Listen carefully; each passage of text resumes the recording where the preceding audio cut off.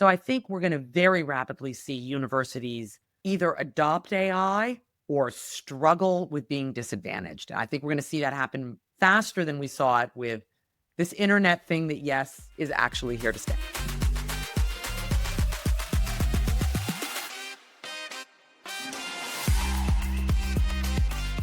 Higher education stands at another pivotal crossroads as institutions that finally embraced online learning are now facing the dual challenges of AI integration and delivering genuine career readiness. Beth Hollenberg, CEO of Everspring, joins us to explore how forward-thinking universities are approaching this evolution beyond merely putting programs online.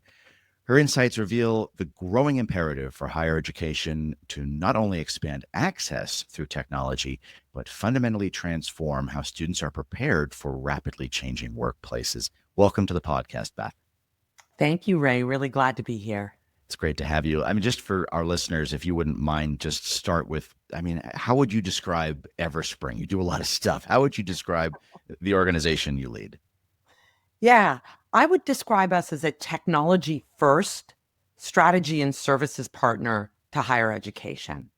And we work with colleges and universities. We focus on their greatest points of leverage, and we apply technology and know-how to both solve their greatest challenges, but also help them identify and then capture their greatest opportunities. Largely that involves digital work, online work, but it also can involve reinvention and strategic consulting. It's interesting that you talk about the leveraging what a university has right now. We're at this incredible inflection point in higher education right now. There's a great debate, if you will, about a lot of what's going on. I mean, there's debate about whether there should be a U.S. Department of Education. There's debate about the role of online education. There's debate about how artificial intelligence should be integrated into higher education pedagogy and student services and enrollment outreach. I'm just curious, how are you observing this point? What key shifts are you seeing in how institutions are approaching their next steps compared to what might have been going on before? I think the great debates generally, and there are so many of them, as you know, at the whether a department should exist, whether online is good or bad, whether digitization is good or bad, whether AI falls into a good or bad, and whether online program management, which I'm sure we'll get to, falls into a good or a bad. I think it's an attempt to characterize education as one thing. And what we're actually seeing is it's not at all one thing. Prospects come to education with radically different needs and aims. Universities have really different strengths and weaknesses and roles. And even when you look at the university of what I'll call the sort of elite university of yesteryear, the only mission driven sort of bastion of sort of elitism, even that's really different when you have huge universities that are very practical and skills based. So I think that what we're seeing across the board is universities having an identity crisis. They're struggling with who they are in a landscape that's being disrupted by technology and finding the edge of adaptation that's both true to their competencies and also is going to lead them forward in an increasingly competitive landscape. So we're seeing all kinds of changes in how students search, in what universities are looking for, about how they consume services. So I would say this is an era of both great debate and creative destruction and reinvention. I love that creative destruction. I think that there's a reinvention happening. You know, as institutions look at the enrollment cliff coming and they look at all the challenges they're facing and they're sort of grabbing for two big levers. One of them is like international education. And then in recent months, we've seen how that might be a very slippery lever to pull right now with things that are going on in terms of changes in student mobility. But online education is the other one. And it has been for a while now. And you mentioned the OPM model. Online program managers are out there. You work with institutions to build their online programs. And scaling those programs is a strategic priority for many institutions. But beyond reaching a broader audience, growing the enrollment funnel, how are universities balancing that expansion with what you just said, with who they are, with their institutional strengths, what they want for their graduates? I think that universities are facing great confusion and indecision. And I think for many universities, it won't be a matter of bolting on some quick fix that will generate incremental revenue. And I think online was a really interesting evolution where I'd say 15 years ago, it was tolerated, but not accepted. Then it became accepted pre-pandemic, which was, there was the varying use of online as a modality. And then post-pandemic, it's become expected. And you look at the market where online is no longer a differentiator. Single example, I think there are more than 600 online MBAs. And if you start counting alternate master's degrees within business, more than 1,000. So when you look at how should a university look at solving a revenue problem, that ends up being a related but different question about how should universities be building for the education of the future. And what I'd argue is if you're just trying to solve a revenue problem, the quick fixes are few and far between, if any, are even left. The more enduring way, and I think a lot of universities are increasingly asking this question, is how do we actually fundamentally reposition how we deliver education, how we're spending our resources in order to better meet demand for the next 1, 5, 10 plus years? It's a more complicated question, but it's actually also, I think, the question that the educational leaders of tomorrow are going to be focused on. And we see a divide between people coming and say, well, just fix this problem. And those that are saying, well, it's not just a revenue problem. It's about positioning for what a changing educational landscape is going to look like in the future. So why does simply buying technology and a consultant never seem to work, right? It's like I mean, Who hasn't been there? seriously though, I mean, who has the expertise to do this well? What does that look like? I mean, if there are folks out there in this space that are leading institutions to a place that maybe is, I don't want to talk about anyone in particular, but maybe down a garden path where universities are not going to be able to embed that know-how in what they're doing, and they're sort of left with things they can't operate. What should universities ask for? What is the proof of a successful deployment of that kind of stuff? I love this question because I think we've seen a grand experiment in which if you look at it, and we talked to many universities, they're like, well, we teach, we should be able to do this thing online. And anybody who's bought any kind of technology and yet doesn't know how to exactly configure it has been in this situation of technology alone is not enough. Money alone without the know-how and without the technology is also not enough. And anybody that's hired a big consulting company, you can get people that'll tell you what you should be doing, but if they can't tell you how to take the tools and use them most effectively, most efficiently, with the greatest agility, then you have pieces and parts. And so I see the proliferation of sort of like the consultant explosion, individual consultants that have expertise in one function. Maybe they know lead generation. Maybe they know branding. Maybe they were enrollment leads. Maybe they know marketing. Maybe they were learning designers, right? Go out and try to tell a university, this is how you put the entire ecosystem together.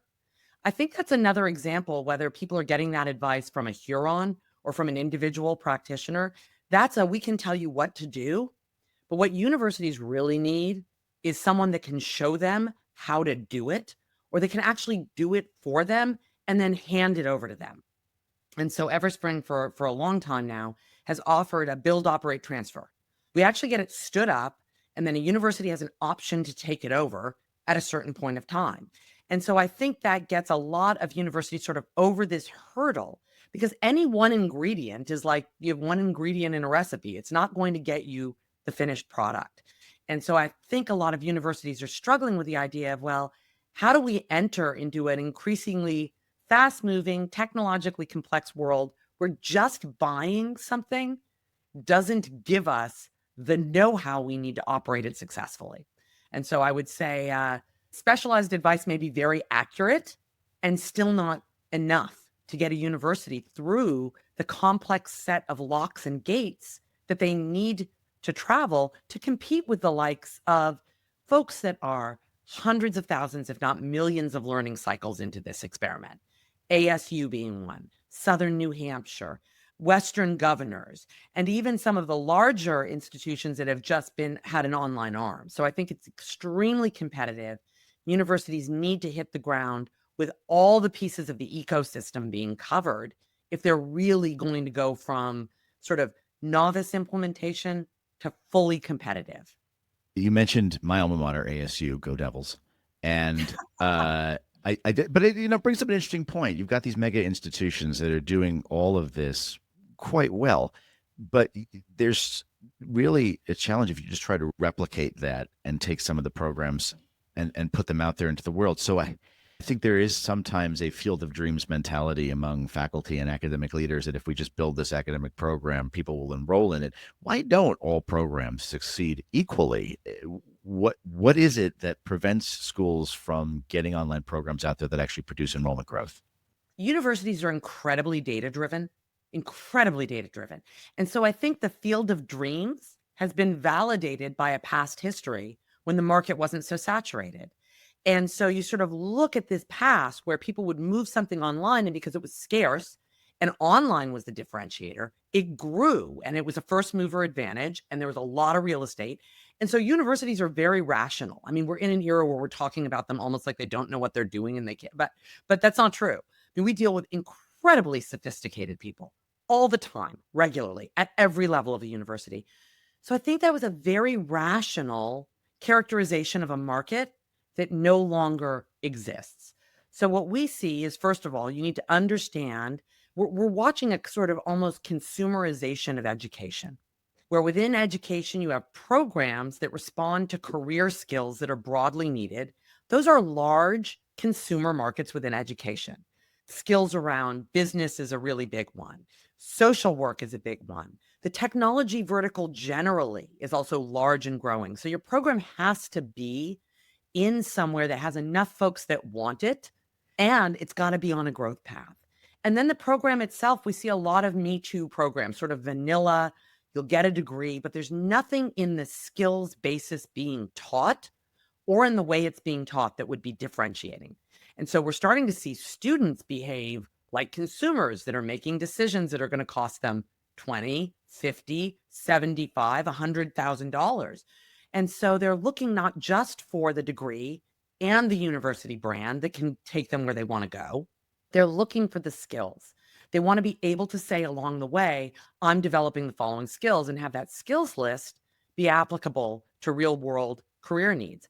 And for universities who have been in a growing market for decades, both pricing up and increasing volume. I mean, this has been an incredible growth era for universities to have to talk about things like where there is student demand or market demand, or to have to start thinking about the degree and what the subspecialty of skills are that'll differentiate them. Those are really foreign concepts for a lot of universities.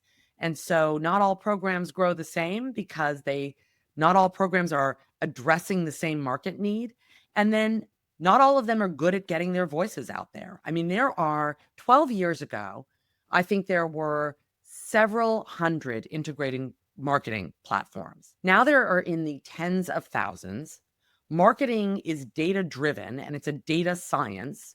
And now we have AI, which is machine learning applied into that ecosystem. So even a great program that isn't already established in the market is sort of shouting into the wind in this extremely competitive, crowded, and intricate outreach environment. So I think all those factors can either line up to help a program succeed or as a tremendous headwind that sort of universities that may be doing this for the first time or even for the 100th time versus those for the 1,000th time that are just competitively going to be disadvantaged.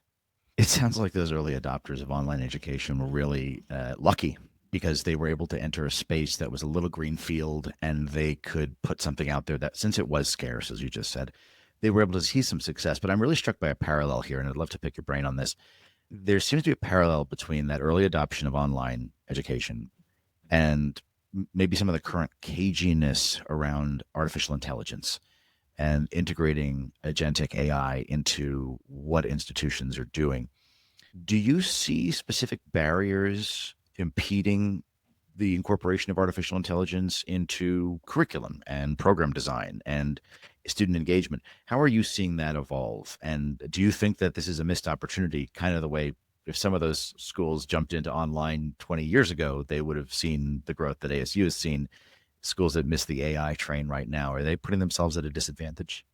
I grew up just north of Silicon Valley. And so, in the era where there was a before the internet and an after the internet, and a during the period where we were all trying to figure out, is this a hocus pocus or is it real? And so I remember those discussions. Is it valuable? How do we use it? What is it good for? What is it bad for? And universities are very thoughtful. And I remember early interactions with universities where universities were saying, well, is this internet thing really here to stay? I mean, we actually had someone say that to us not all that long ago. Is this internet thing really here to stay?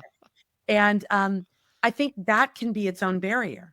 The debate about whether this fast moving, sometimes scary, intimidating sets of technologies are really going to be the future. We see universities lose a lot of time debating whether new technologies are value filled or value less, and then how to use them because they're trying to get it perfect. Rather than, look, we're not going to get it perfect because AI is a paradigmatic shift. There will be before the broad implementation of AI and after. And we're right in the middle of the great creative confusion around that, which is that there's going to be a lot of experimentation.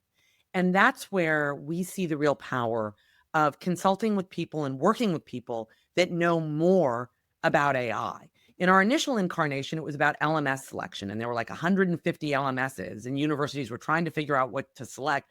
We could help because we had done a 150 LMS survey, give them indices of what might meet their needs. With AI, it is going to be a big experiment, and the applications are phenomenal. So in curricular use, one of the ways that we're seeing folks be willing to experiment if they embrace AI is to improve critical thinking skills among students, to give the AI assignment that requires a good prompt and good usage, and then to show your work like you used to do with math when calculators were banned. You'd actually show how you got there. That's teaching a critical skill within a field, which is exactly how competencies and skills blend in the workplace. You're not just doing data science, you're doing data science in a healthcare company or in a factory or in right. So the application of skills. So I think we're seeing folks use AI in very creative ways in course development. We're also seeing really creative uses in and vital uses in marketing and search. No one, the Googleplex and marketing is so expensive. Nobody can buy their way to basically scale in that environment. And with the introduction of AI, 93% of millennials use AI regularly.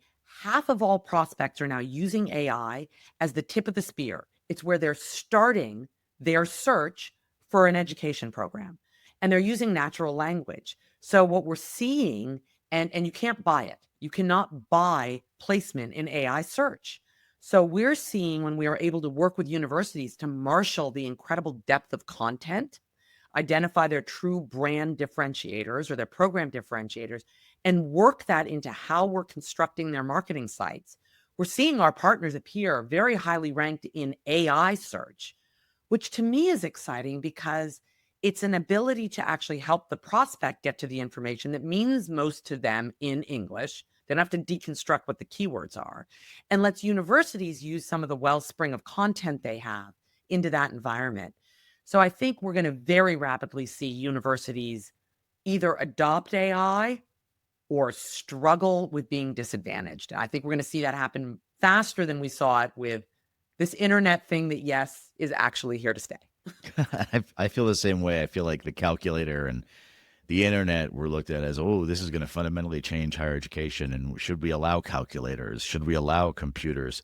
And then shortly thereafter, there were schools that required computers, and every first year student was buying a notebook computer. And I think that that adoption is happening in real time. We're seeing it, and it does relate to the outcomes for these graduates, whether they're online or on campus in this new AI influenced landscape.